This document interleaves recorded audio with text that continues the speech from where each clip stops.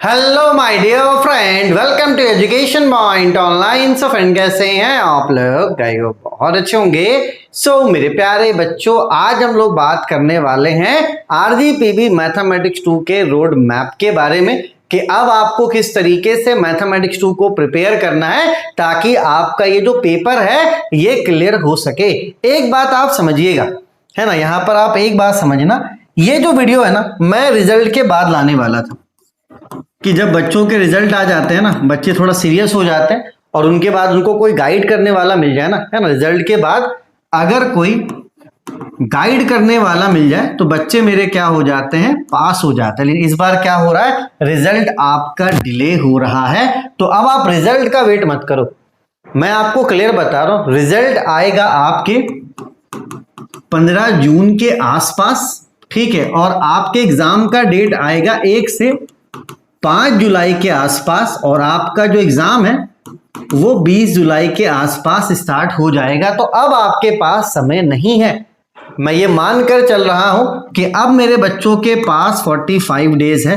तो भैया अगर अभी से आप मैथमेटिक्स 2 में नहीं भिड़ोगे ना तो नो डाउट आप इसे क्लियर नहीं कर पाओगे। और जो मर्सी वाले बच्चे हैं जिनका अभी तक रिजल्ट नहीं आया, मैं बोलूंगा भैया एक सप्ताह आप मैथमेटिक्स 2 पढ़ना स्टार्ट कर दीजिए, क्योंकि अगर रिजल्ट लेट होता है तो आपके पास समय नहीं बचेगा।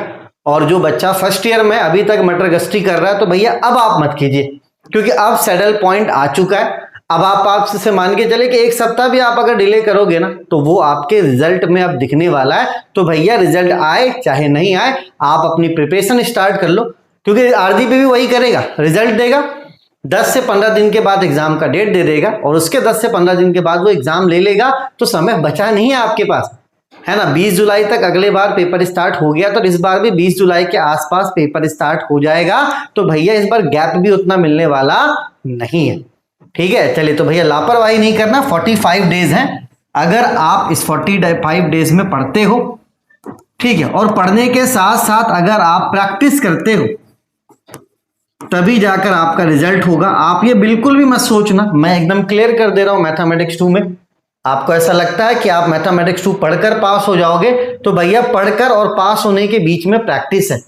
जो बच्चा प्रैक्टिस करेगा वही मैथमेटिक्स 2 पास करेगा, इस बात को आप समझ लीजिए, है ना। बिल्कुल भी आप मत सोचना, हो सकता है बहुत ऐसे बच्चे मुझसे पढ़कर ओवर कॉन्फिडेंट हो रहे हो और यार सर आपने पढ़ाया, सर समझ में आ गया, मजा आ गया, वो एक अलग बात है।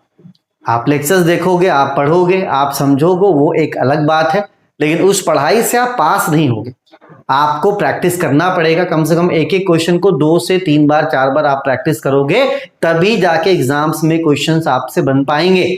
और जो मर्सी वाले बच्चे हैं भैया घबराओ मत, अब आप क्या करो, सिर्फ और सिर्फ प्रैक्टिस में लग जाओ, ठीक है। चले, तो एग्जाम डेट मैंने ऊपर लिख रखा है, तो आप इतना मानकर चलो कि जो आपका एग्जाम है मैथमेटिक्स 2 का वो 20 जुलाई के आसपास आपका होगा, ठीक है। और मैं ये मानकर चल रहा हूं आपके पास अभी 45 डेज है, क्योंकि भाई लगातार 45 दिन तो नहीं पढ़ोगे आप, बीच में 1-2 दिन का आप गैप भी लोगे, ठीक है। चलिए, तो आपको स्टार्ट कहां से करना है बेटा, आपको स्टार्ट करना है यूनिट नंबर 1 से, ठीक है। और यूनिट नंबर 1 थोड़ा बड़ा यूनिट है और इसको आपको पूरा पढ़ना है। जब आप इसको पूरा पढ़ोगे, अगर आप अभी से भी पढ़ना स्टार्ट करते हो ना, तो आपको कम से कम 15 दिन का समय इसे देना पड़ेगा, है ना। अगर आप 15 दिन देते हो तब जाके आपका यूनिट 1 आप अच्छे से कर पाओगे और प्रैक्टिस करोगे, है ना। ऐसा नहीं कि एग्जाम नजदीक है तो आप जैसे तैसे पढ़ो, जैसे तैसे पढ़कर मैथमेटिक्स 2 पास आप नहीं कर सकते,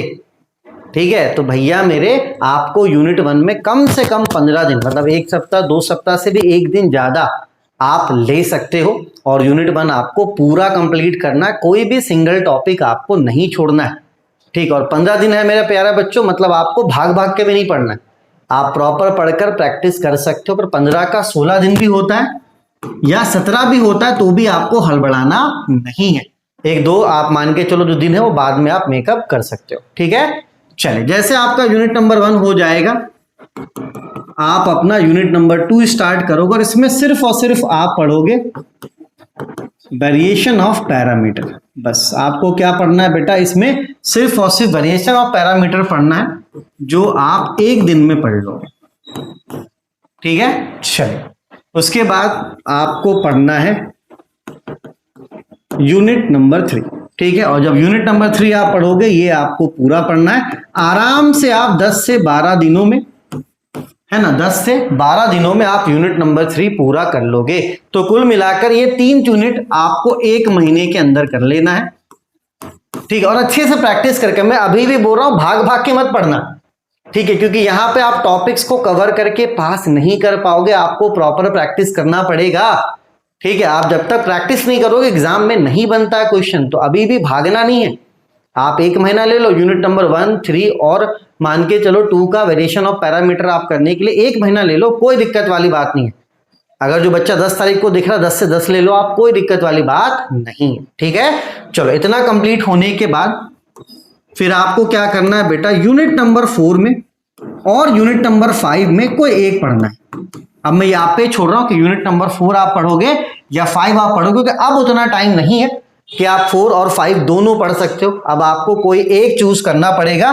तो ये आप चूज करोगे कि आपको 4 कवर अप करना है कि 5 कवर अप करना है। अगर 4 की बात की जाए तो ये थोड़ा सा इजी है, लेकिन अगर देखा जाए वेक्टर भी क्या है बेटा, मतलब मान के चलो अगर आप दिल से पढ़ते हो ना तो दोनों चैप्टर आपका लगभग 19-20 ही है।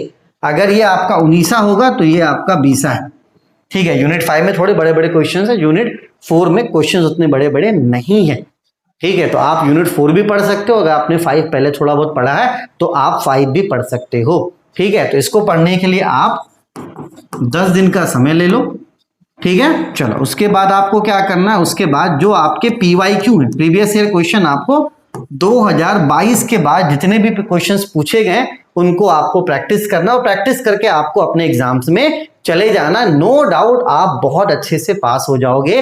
तो देखो, इस वीडियो का बनाने का उद्देश्य यही है कि अब आप अगर रिजल्ट का वेट करते हो तो आप फंस जाओगे, क्योंकि भाई मैंने एकदम क्लियर बोला ना, आप पढ़कर पास नहीं हो सकते।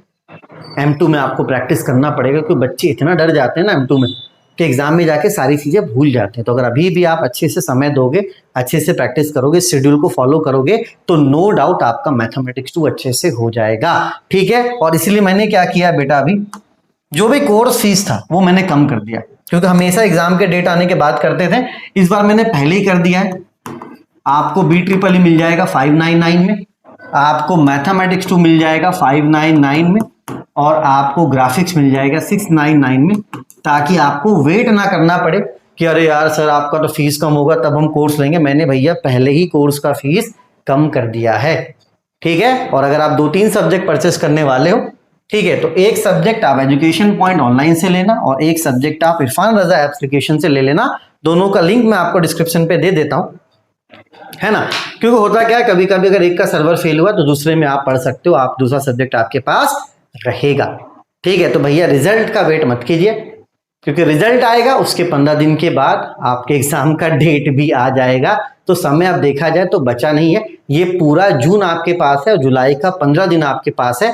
अगर आप इसको यूटिलाइज कर ले तो अच्छे से आप पास हो जाओगे। क्योंकि भाई देखो, मैथमेटिक्स 2 जो है ना, वो अगर रेगुलर में आप पास कर ले तो बहुत अच्छी बात है। अगर आप लापरवाही करते हो, बैक लगाते हो, भैया मर्सी में चला जाता है। और जितने मर्सी वाले बच्चों में उनको बोलूंगा कि आपको घबराना नहीं है, जितना मैंने आपको बोला है उतना आप पढ़ के जाओ, अच्छे से पढ़कर जाओ, है ना, आराम से कवर अप हो जाएगा, ठीक है। जैसे एग्जाम्स के डेट आते हैं, मैथमेटिक्स 2 लिखना कैसे, रिवीजन कैसे करना है, ये सारी चीजें मैं आपको अपडेट कर दूंगा, ठीक है। चलो, अपने और अपनों का आप खूब ख्याल रखिए। Take care, bye bye, Tata.